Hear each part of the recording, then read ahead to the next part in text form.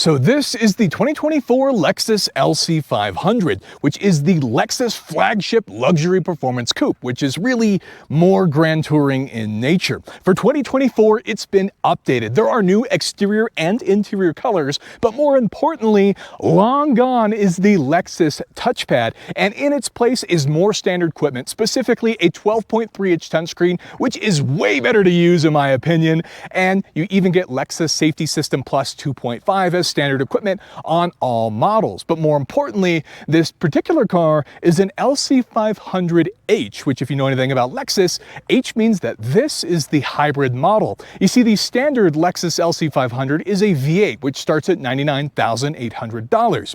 This hybrid is actually a little bit more expensive at $103,100 starting price, with this one as equipped with the bespoke build package around $113,000.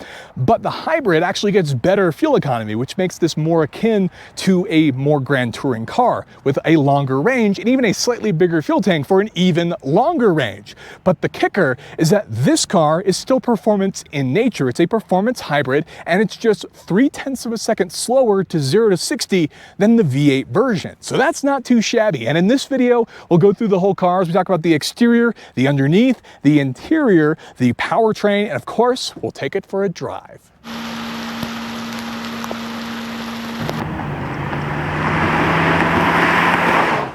So let's move on to the beautiful exterior and even talk about the underneath, like the construction and suspension of this beautiful new for 2024 ultrasonic blue mica 2.0 Lexus LC500H. So this is the key, and it comes in this very beautiful leather pocket, even stamped Lexus on the back. You get lock, unlock, your trunk pop, and even your panic buttons. And if you go ahead and press the lock button 3 times and hold it, you also have remote start. So that's a nice feature if you want to warm up the car, cool down the car, whatever the case is, you can do that here in the LC500. But let's talk about it. The LC500 features welded steel and aluminum construction, and a variety of various panels and things are also made of lightweight aluminum and other components, and even carbon fiber, which I'll show you through the video. Now, this car is drop dead gorgeous. I love everything about it. I love the aggressive front shape, the long sleek profile, which screams sporting grand touring in nature, the wide hips, and even the best taillights in the game. But we'll talk about those when we get to the back. Starting in the front, you have this massive graphite Lexus grille here. Of course, we have some of our radar cruise control tech here in the nose. We have some nice chrome, these beautiful triple beam LED headlights here in the front, more of that graphite, these very slick LED side markers, even some little intakes here that are in fact functional, which is very cool.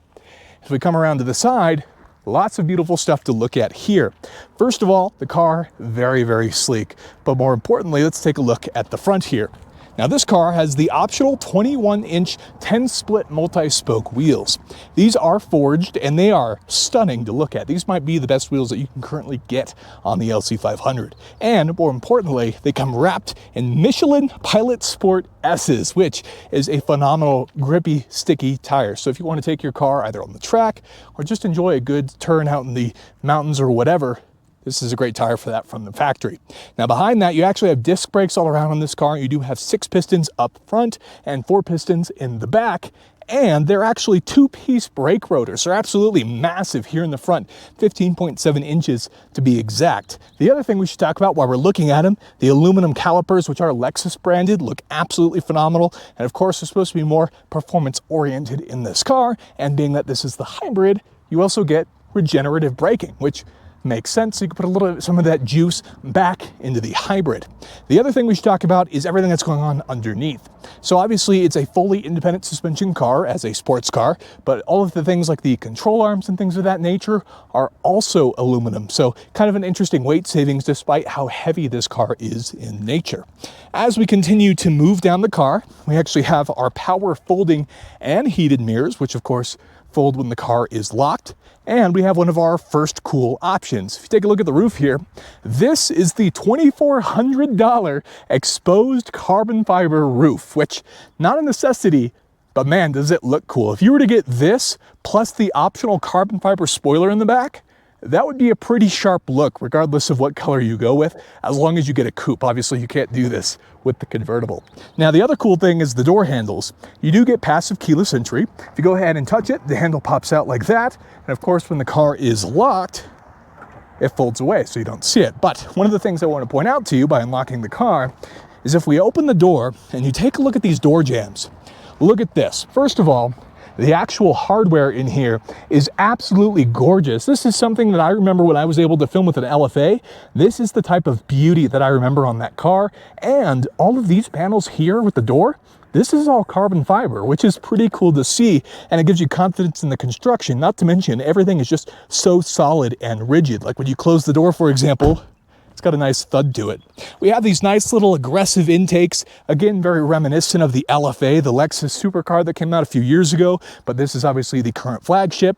We have our locking fuel door, which is very nice with an electronic popper on the inside, which is slightly bigger here in the hybrid. And as we come to the back, we have those very wide hips. You do get an active spoiler here with this nice fastback appeal of the LC500. This can actually be manually raised, but it's also speed activated, so it'll automatically pop up at certain speeds. So that's a cool feature as well, but I manually pop it because I think it looks great. As we come to the back though, there's a lot of interesting stuff going on here. So for example, we have our LC500H badge. We do have our Lexus badge. We actually have a trunk popper here for the taillight on the right side, which is kind of nice. And if I go ahead and show you some of those remote start features, lock, hold. There it goes. Give it a sec. The nice LED turn signals. And it'll kick on in a sec here as the car gets going. But while we're waiting for it, there it goes. So the car's kicking on, as you can hear there. One of the interesting things is we have these metal sort of outlets here for the exhaust, but this isn't the actual exhaust tip. If you look inside, you can still see the twin exhaust, but you do get a dual exhaust here in the hybrid, which is still drop dead gorgeous. I think it's just a good looking car. Let's go ahead and talk about the taillights. If you take a look at these, they have this, what I would describe as almost like a holographic layered effect. You look inside and you can see the different tiers of that. Now, Lexus says that is inspired by the afterburn glow of a jet engine, which makes sense. If you look at a jet engine full afterburn, you can see the various rings in there, and it looks just like this. And this has to be some of the coolest taillights you'll find on any brand new car sold today, and just another thing to make the LC500 so iconic. So next, let's go ahead and move on to our interior. If we go ahead and open up the door, we get access to the toasted caramel interior of our LC500, and we can even see the bespoke build plaque like I mentioned earlier in this video. Now, this car does have lots of options in the interior, and more importantly, the 2024 update, which removed the Lexus touchpad from the center here. That is a huge quality of life update, in my opinion, for the LC500. Now let's talk about what's been optioned on this car. This car does have the carbon fiber scuff plates, which are so pretty. You definitely don't want to scuff these. We also have the sports seats, which are trimmed in leather and Alcantara, perforated here in the center.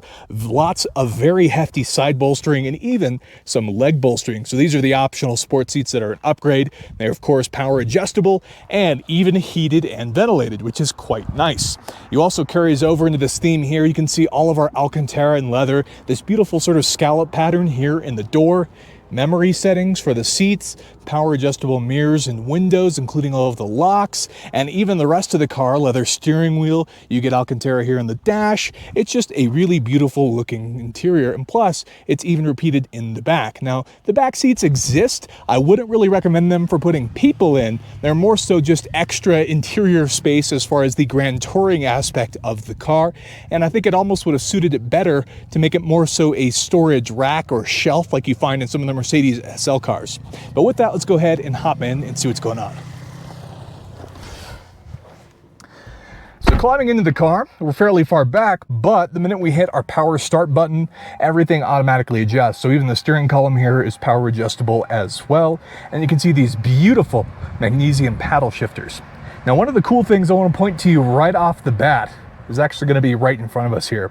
So we do have a digital display for the dash, which is obviously adjustable. You can go through things like your range, fuel economy, all sorts of various info, tire pressure, the wing position, all that type of stuff is just easily available here at the touch of a button using the wheel controls. But once you hit the settings button here, the gauge cluster shifts. One more time, a little bit closer. How cool is that? That is a feature which actually first showed up in the Lexus LFA, and then it sort of showed up in other F Sport models in the Lexus line. And I think it's such a cool thing, especially thinking about that feature came from what is now essentially $1 million car in some instances. So incredibly cool that they have that in here. Lots of luxuries. The other thing that's changed for 2024 is we have this very nice 12.3-inch display here that's been changed. So it used to be optional, I believe, and now it's standard. And there's all sorts of various features in here. Obviously the Lexus Connect features, Apple CarPlay, Android Auto, Sirius XM, all that type of stuff. And some of the exclusive stuff is going to be right here. If we go into the car menu, we have it, I already have it pulled up. This is the Energy Flow. This is something that Toyota and Lexus use in their hybrid models. And what it is essentially it shows where the energy is going from the engine to the motors to the battery. And you can see currently our battery is fairly low as we've been having some of the lights out of stuff while filming, and this will build up and decrease, and you can watch it. It's more interesting while you're driving, but some cool displays in there nonetheless. If you use things like the heated and ventilated seats, you can see they're auto, which sort of brings me into my next line of information. Now here we have the climate controls here in the bottom, which are also helpfully adjusted through this main display here. But what Lexus wants you to use, and the reason it's so minimalistic, is the fact that you have the automatic Lexus Climate Concierge, which is supposed to be a fully automatic system. If you don't want to use the automatic functions, it's still dual zone, so you can have different settings from your passenger versus the driver. So that's good to know. But the automatic Climate Concierge is actually really, really good. So if you wanted to just leave the car in auto, it'll even turn on things like the seats and stuff like that, and you won't even have to put out any extra effort. And I think it's actually pretty good. One of the other important options, as you can probably tell by this logo here, is that this car has the optional Mark Levinson sound system. And when you're spending this type of money in a car like this, you should always get the Mark Levinson sound system. I think it's almost a staple for Lexus. It sounds phenomenal. In this car, it's a 13-speaker system, 915 watts, and it sounds fantastic.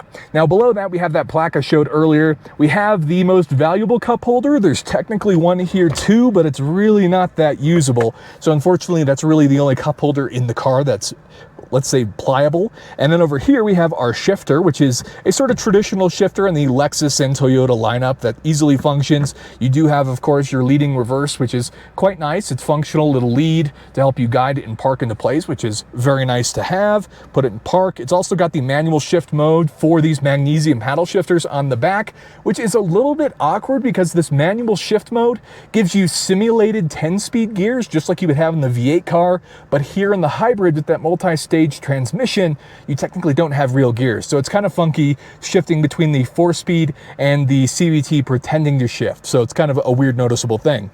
But here we have some of the other changes. You can pull up the cameras, and when you're parked in sort of static, it'll give you this interesting view of what's around you, almost like a 360 view using the various displays in the car, which is kind of fun.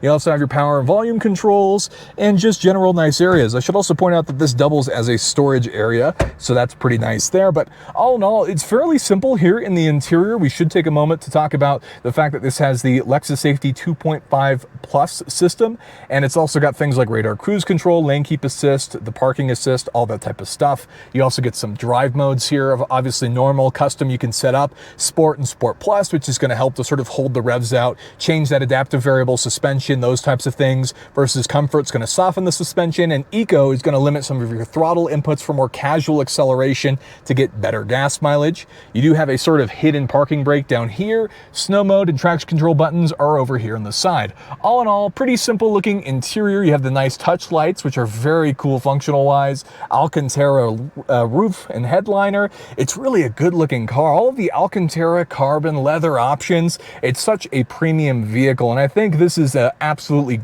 gorgeous interior, probably better than the Lexus LFA, I would say, of the older version of this that sort of sent this car forward. So under the hood of the LC500H is an all-aluminum dual overhead cam 3.5-liter V6, which is paired with 2 electric motors to produce a combined 354 total output horsepower. So that's not too shabby. Certainly significantly less than the V8, but it's still fairly impressive. The really interesting part, as part of this being a hybrid, is the fact that this is equipped with what Lexus calls a multi-stage transmission. transmission. Now, what is that? Well, it's a 4-speed traditional torque converter that is mixed, essentially meshed together with a planetary gear continuously variable transmission, which is also what Toyota uses in a lot of their hybrids. Not to be confused with the belt type CVT, totally different. So you don't get any of that rubber banding you find in those cars here. Now that transmission setup is then set up to sort of mimic the 10-speed that you find in the regular V8 cars. But the biggest difference here is you get simulated shifts that are different from when the actual 4-speed shifts. You can kind of tell the difference sometimes if you focus on it while driving. If you're not looking for it, you won't really notice it. Now, all of that power is then sent to the rear wheels, which, depending on how you option this with the Sport package, can even get a Torsen limited slip differential, which of course will add some of that driving engagement and performance. So if you wanted that from your hybrid, you can option that on both the hybrid and of course the V8. The other cool part about this being a hybrid is actually going to be some of the access, because it's a certified super ultra low emissions vehicle, which isn't something you generally think of when it comes to luxury cars or even cars with sporty intentions, but you get it here in the LC500H. Now, all of that hybrid technology, the luxury, the size, does come at a cost. This thing weighs 4,420 pounds, which is 80 pounds more than a V8 coupe, but it's still lighter than any of the convertibles. So it's not actually that totally heavy in the grand scheme of things, looking at the weight. The other impressive part is I talked about that horsepower, 354 horsepower, so it's about 120 or so horsepower less than the V8, but it's only 0.3 of a second slower than the V8 to 60. So that's 0 to 60 in about 4.7 seconds, and it has a limited top speed of 155 miles per hour, which is in fact less than the V8. The other interesting thing is, according to Lexus, the electric motors alone can actually propel this thing up to 87 miles per hour. Now, I haven't personally tried that, but that's what Lexus says. Now, all of that's really interesting, but that's not really the reason that you consider a hybrid. And the real reason is, of course, going to be fuel economy. So this thing has an EPA rated 26 miles per gallon city, 33 miles per gallon highway, and 29 miles per gallon combined. In my time, I've been averaging around 26.4, and it kind of goes up or down and just kind of generally fluctuates. That's with a lot of uphill driving too, and mixed driving here in the Phoenix area. One of the really interesting parts about this is the fact that the hybrid actually gets a bigger gas tank. It's half a gallon bigger, so that's 22.2 gallons total. And if we take that average EPA range of 29 miles per gallon, that's going to average 643.8 miles per gallon on a tank. I think so far I'm more on track to get around 500 miles a tank. But theoretically, if you're on the right road, even the highway driving, you could get really close to that 700-mile mark with that highway range if you can get great fuel economy, which is crazy to think about for what you can get on one tank, but really emphasizes the grand touring nature of this car. As far as the layout and everything in the engine bay, obviously there's some cool stuff here, the orange piping for the hybrid work, but really the way a lot of it's set up, the fuse panel is easy to access, but things like your air filter, even oil changes don't seem to be that straightforward, something you'll probably want the dealership to do in this car because of all these extra panels, which isn't unusual. It's not a dig on the LC500. That's pretty common for luxury cars to fill it up with panels, but something to keep in mind for the LC500.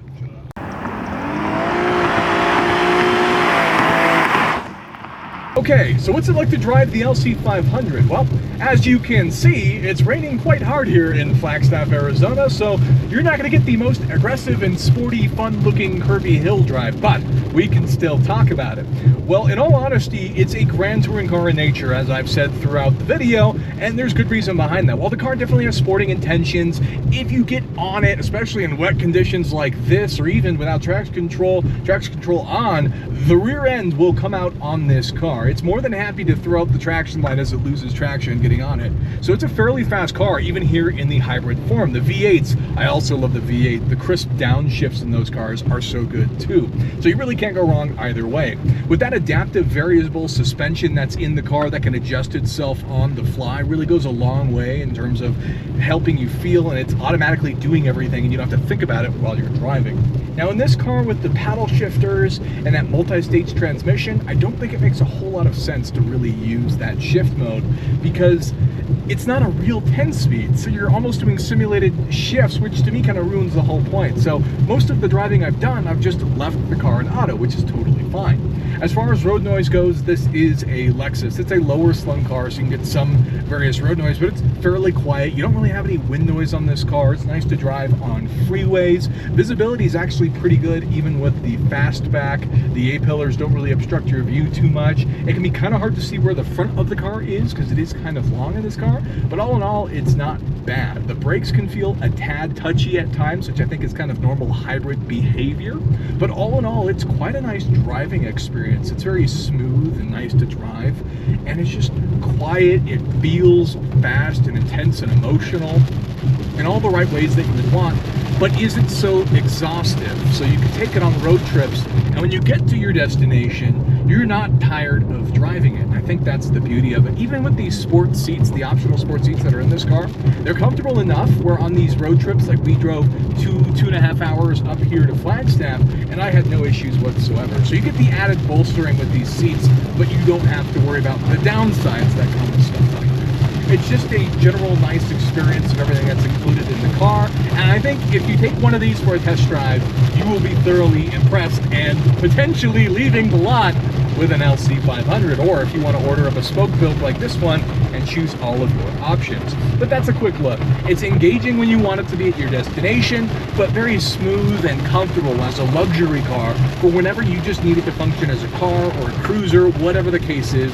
The LC500 is going to fit the bill. And even that range on the low end at 500 miles is still incredible how far you can drive on one tank in this car. It's just a good car all around with everything that you could possibly want from a luxury car and nothing you don't, and I like that. So there you have it. That is a look at the updated for 2024 Lexus LC500, and specifically a look at the LC500H, the very, very rare hybrid version. I believe there's something like anywhere between 1 to 5% of total production, I believe, are hybrids. I know that I've actually never seen one of these on the road, out in the wild, only ever as press cars. Normally it's the V8, which leads me to the next question.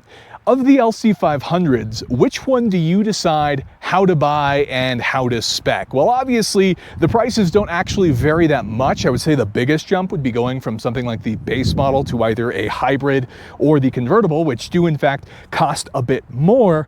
But in my opinion, I think I would go for the V8, because realistically, if you can afford this car, then you could likely afford flights most places. So while it's nice to use it for its grand touring nature, you're probably not going to drive it more than a few hours at a time, and so the added range and benefits of the hybrids start to lose some of their value, and I think I'd rather have some of the sounds and sportiness that is accompanied by the V8 engine. So that's kind of where I stand. Now, if range is an absolute plus for you and maybe all you do is drive long distances for work or whatever the case, this does get better gas mileage, has a slightly larger fuel tank, and gets more range than the V8 option. So that makes it just fine for a fantastic cruiser. Not to mention that the V6 hybrid actually has less power, but it isn't actually that much slower, just 0.3 of a second slower 0 to 60. So this is still a very, very fast car, and you won't have any issues with hills or any sort of things like that. So very nice experience overall. I would recommend taking one for a test drive. They are extremely underrated cars, and it's a shame that you don't see more of these on the road because they are just